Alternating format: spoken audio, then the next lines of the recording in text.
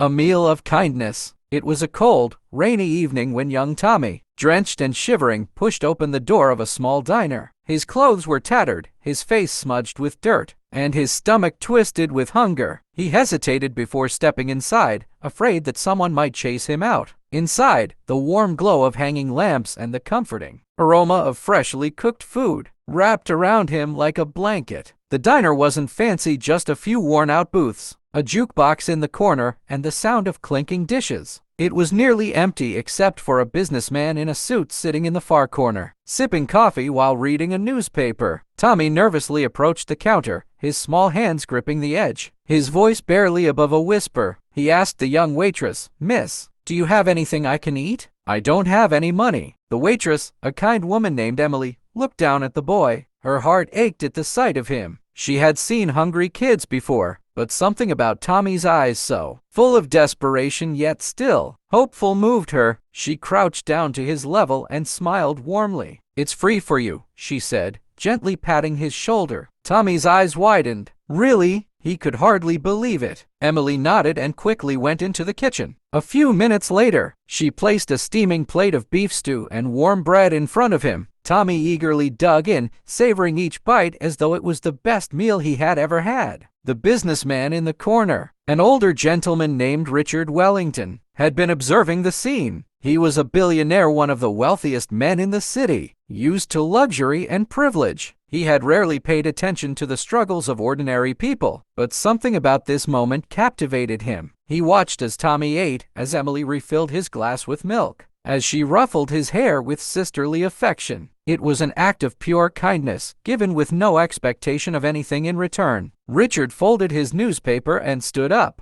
He walked over to the counter where Emily was cleaning a coffee cup. "That was a kind thing you did," he said. Emily shrugged. "It's just a meal. Everyone deserves to eat." Richard was silent for a moment, thinking. Then he reached into his wallet and pulled out a crisp check. He scribbled an amount and handed it to her. Emily's eyes widened when she saw the number. $100,000. What is this for?" she stammered. "For you. For this diner. So you can keep helping people like that boy," Richard said. Tears welled up in Emily's eyes. I can't accept this." Richard chuckled. "You already have. Do something good with it."